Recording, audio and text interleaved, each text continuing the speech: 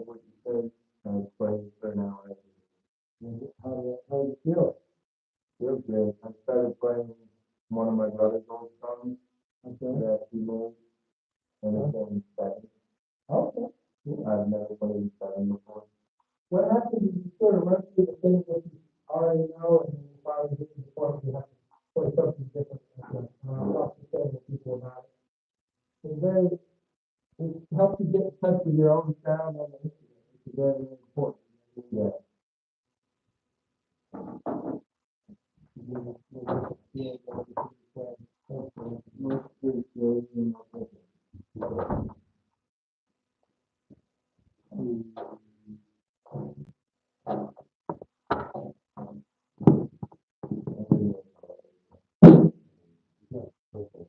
I'm not.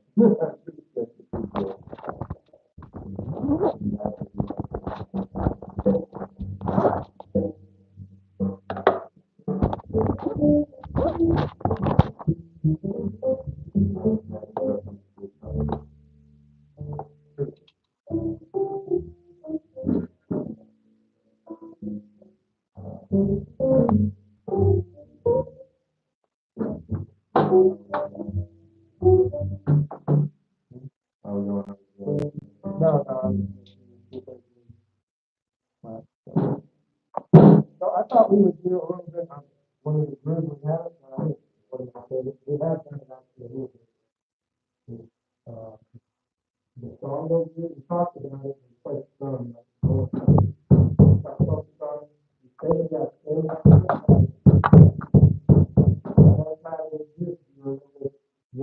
There's an accent on my first answer for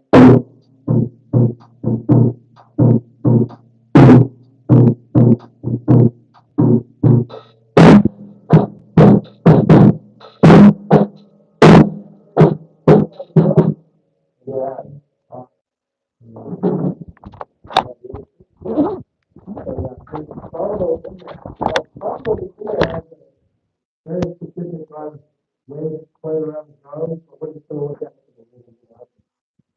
I have to do that. So that like maybe some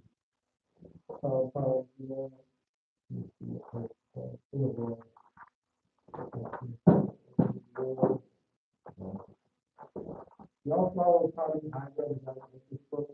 Tommy Hydra. Well, Instagram follow me.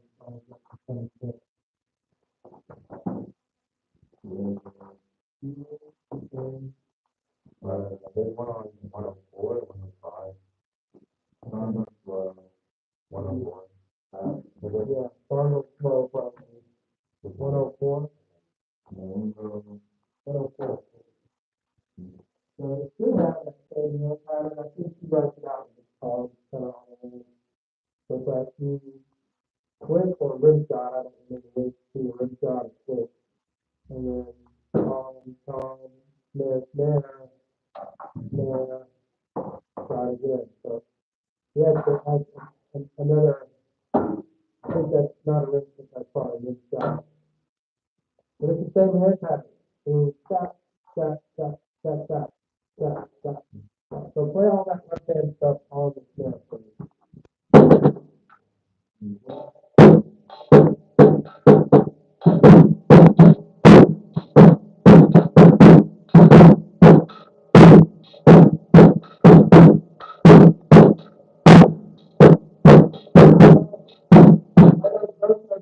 Stop because what makes you sound cool is the note.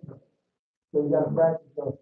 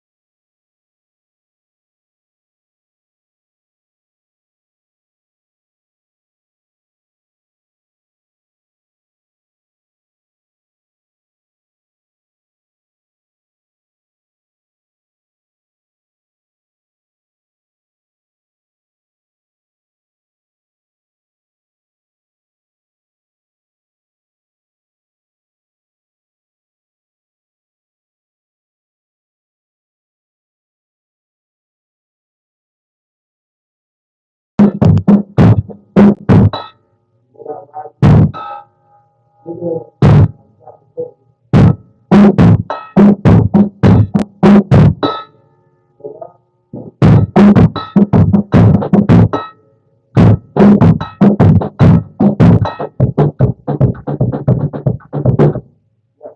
only bad thing about Stronger is that don't play if you want to play only that instead of the other Latin.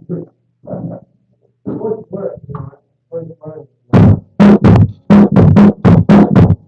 Like a linear book, Latin.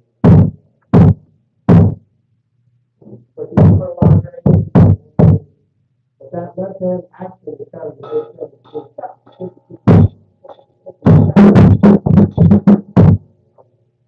So let's do just a hand pattern. Just a hand pattern.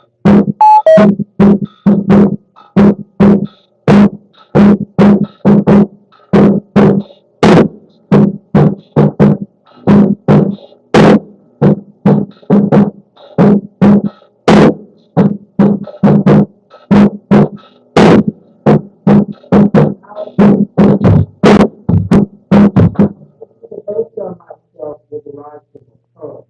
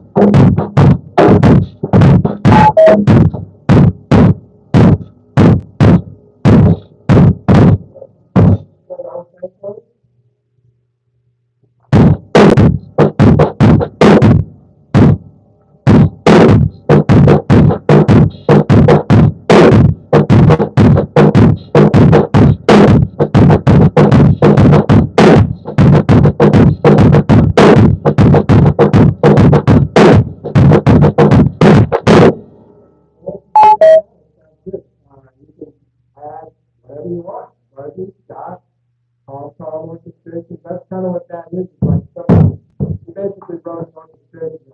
Yeah. So you can play it out if you want. You can learn the rhythm a little bit, like instead of like perfect system, like sometimes I'm like kind of try to do a little bit like start with the phone and class.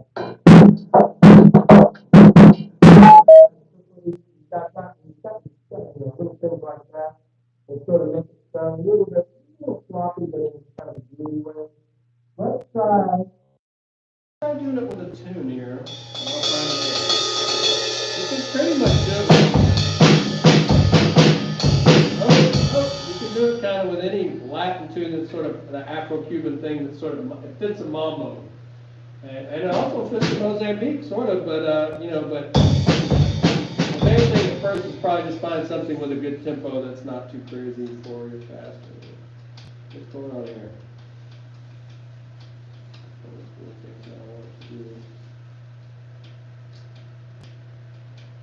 So this is a super fun thing, and I find myself doing it, like if somebody tells me to play an open solo, sometimes I'm like, oh, whoa, I just played a songo beat in there.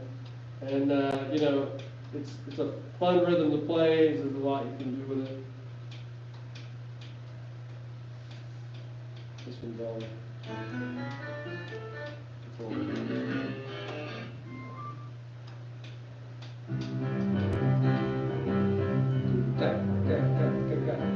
Play the right hand on the rim.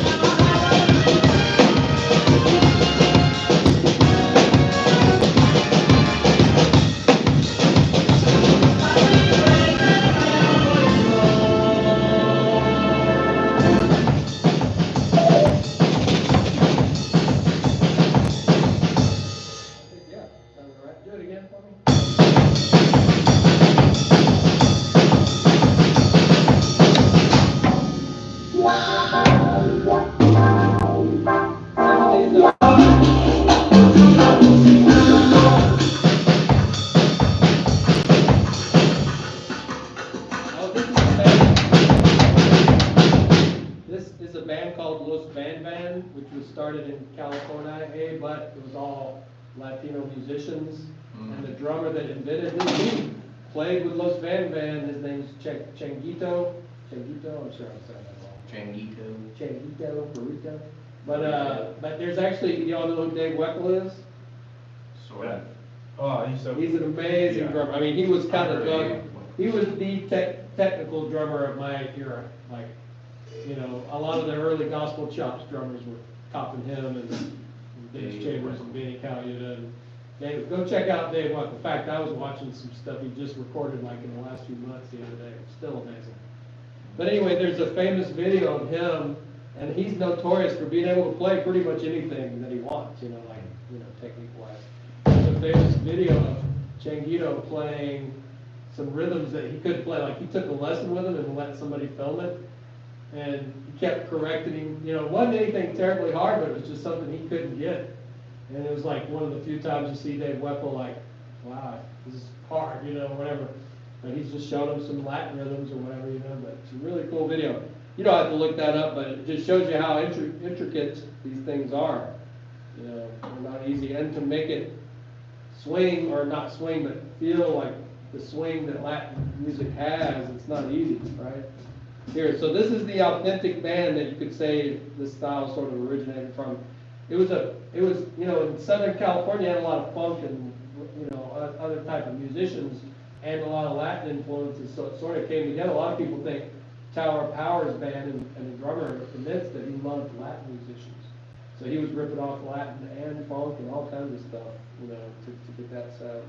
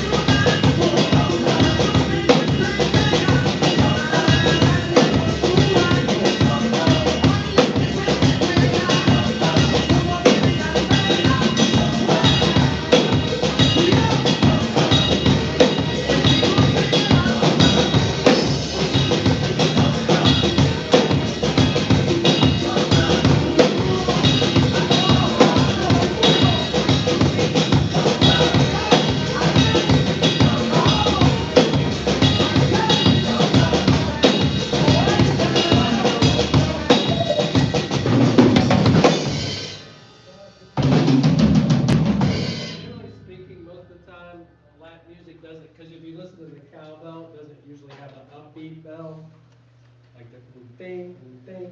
It's usually dang, dang, because it's simulating cowbell anyway, and most of the time the cowbell's sort of there to, because the bass and the bass drum aren't always playing one, that cowbell will be donk, donk, donk, donk, that kind of thing. Let's do this real quick. Let's play this foot pattern that we're doing here. Boom, boom, boom, boom, boom, boom. And I want us to take turns. First, before we do this, we're going to trade solos a little bit, but before we do that, let's just play snare drum 16 notes. And I want you to play some accent patterns kind of around that foot pattern just to see how that feels. And I'm going to show you a few at first. The first one's just going to be just straight no accent.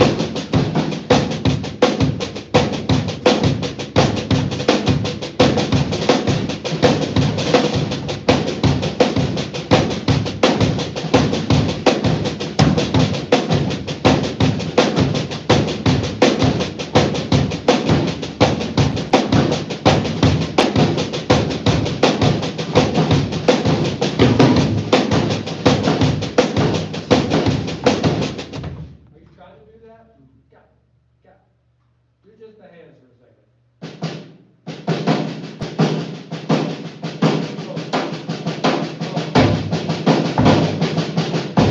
Oh.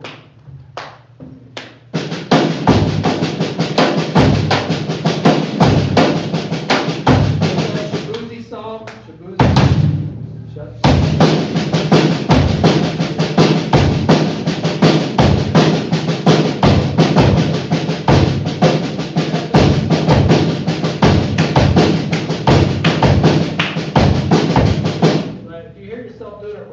Just take a second and figure out how to do it right. Just do the hands if you have to for a little while. Boom, boom.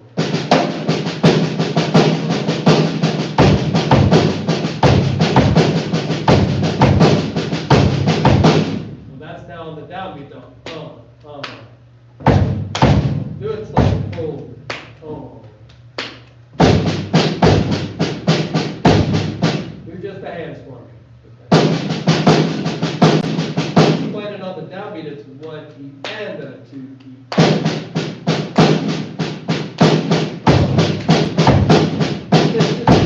Just play just 16 notes with the bass drum again.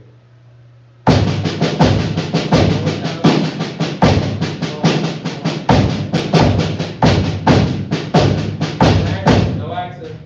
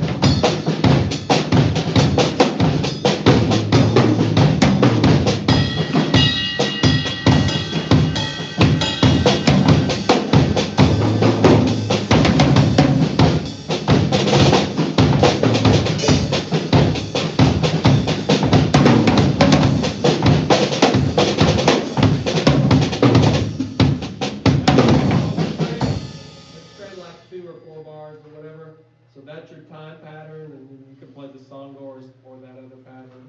Yeah, snare accent pattern. So, but when it's your turn to solo, try to play things that are Latin sounding-ish.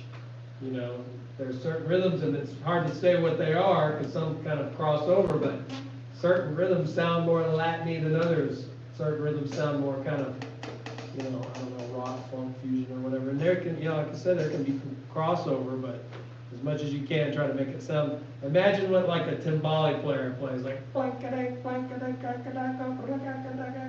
what I'm talking about, timbales? Kind of, that's what I think of when I play like a fill or a solo in this style. Anyway, let's try it. Get it going. Faster.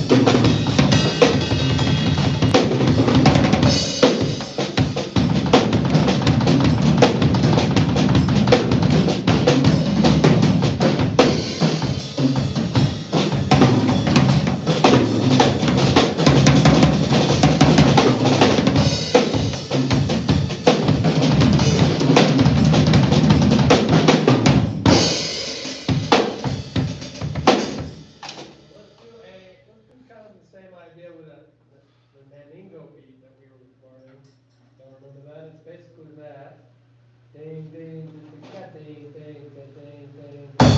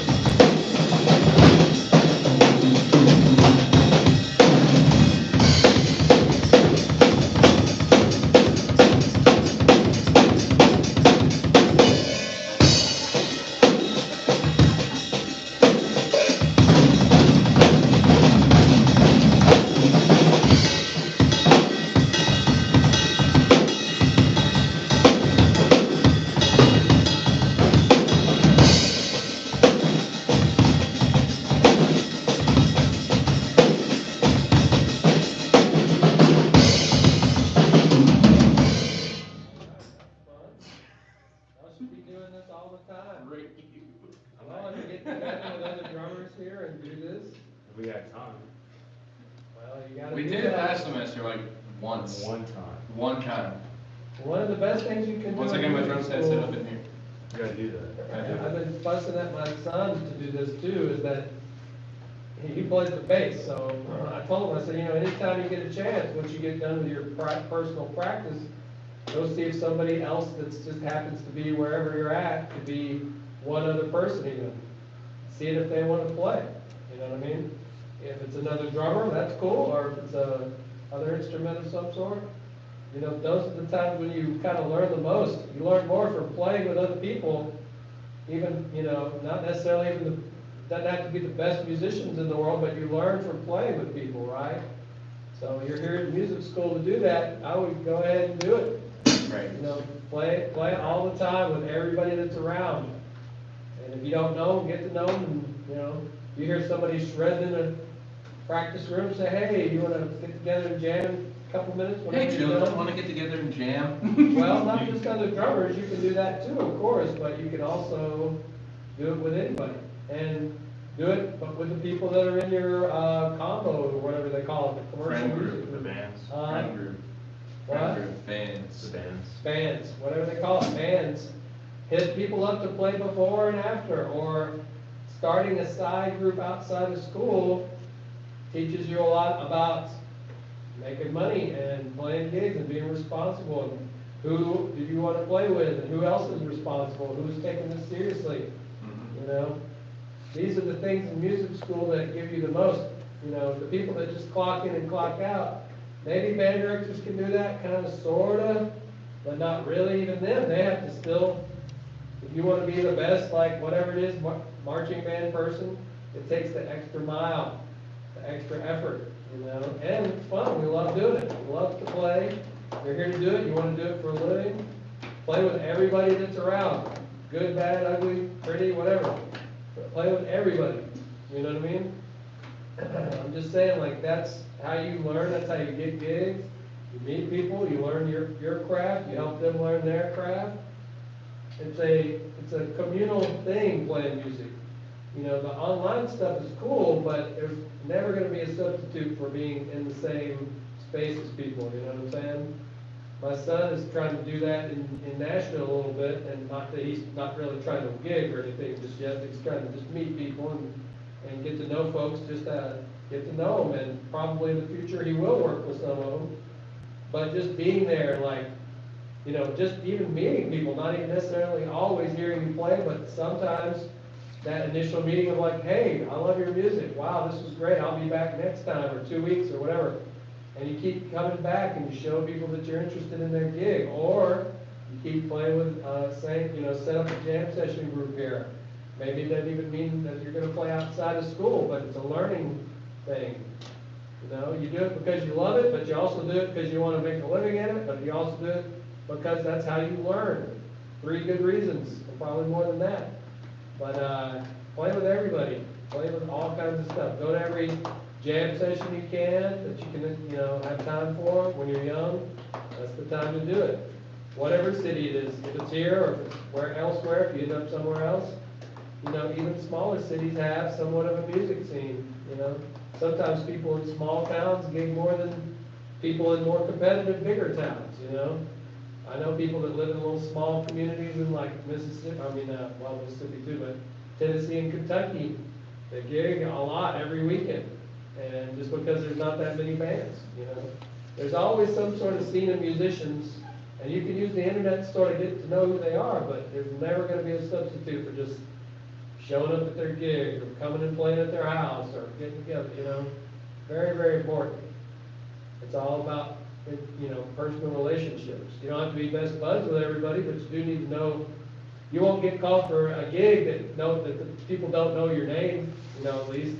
You know, I'd rather be on someone's list, maybe 3 or 4 down on their list, like, well, these people, oh, here, he's available, that's a gig. You combine that with all the other stuff that goes on in your life, it doesn't matter if you're their first call, if you're on their list at all, you may get the gig.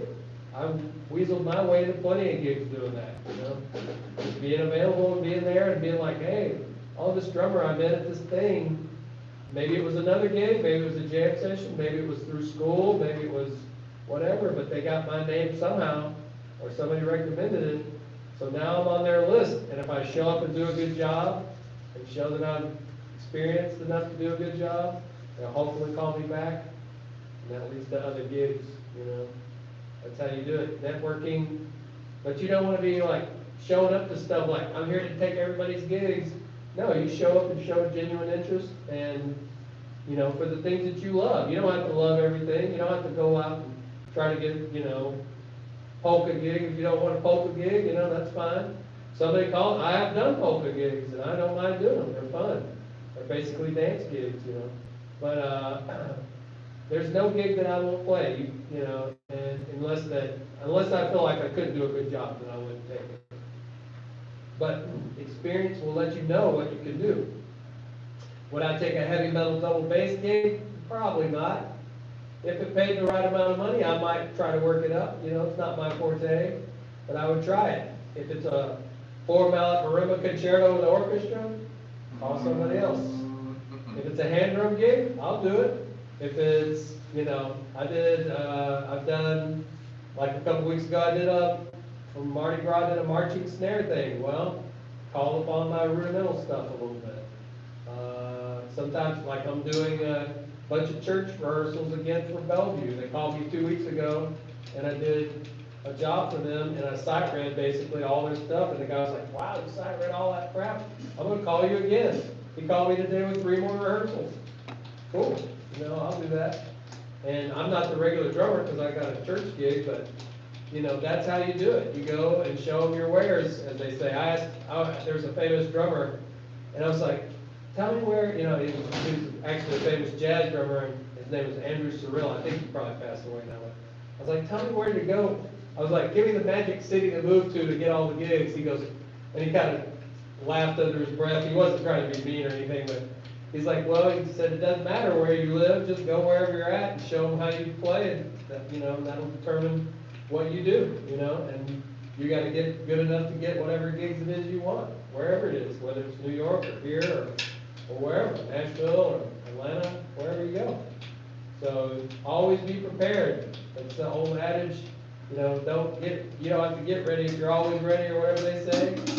That's the other part of it. You know, people always ask me, the other day I did a clinic at U of M for their classical percussion studio, and I was trying to show them drum set's worth your time because there's a bunch of gigs, it'll help your playing, it'll help your touch. You know, if you can read and play stuff, you can do shows, you can do musicals, you can do all kinds of stuff.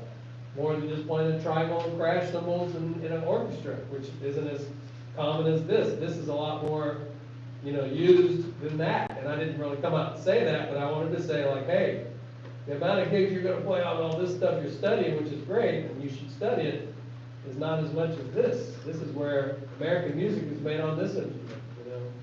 And so, get to know as many people as you can, play with everybody, even if it's free. Come and do as good a job as you can, show up early, smile a lot, even if you don't necessarily love everybody that's there. Be cool, have a good vibe, you know. Show up looking good, dress nice, and most everything takes care of itself. I don't know if we have time, I've been babbling, sorry, but these things are important, you know, you gotta, you don't know it until somebody tells you some of these things. I didn't know I should, well, we've only got 5 minutes. We'll do the transcription on Wednesday. Okay. But keep working on it and try to add to it. But there's really no magic formula other than to just be ready, you know, for gigs, just to be ready for what comes at you, you know. Do I have just tons of Latin gigs? Not necessarily, but when it comes up in a jazz setting or any other setting, I practice Latin stuff. I practice, you know, swing, I practice funk, I practice soloing, I practice reading, I practice my rudies. Your rudies? My rudiments. Oh. You know, it's like brushing your teeth, keeps you tight and clean and keeps your hands strong, ready to go. Drumming is a young man's game or a young person's game, not just more of a young, strong, able-bodied person is going to do a better job than old or in shape people. The effort you put towards learning and building yourself up more now pays off in dividends later on in life.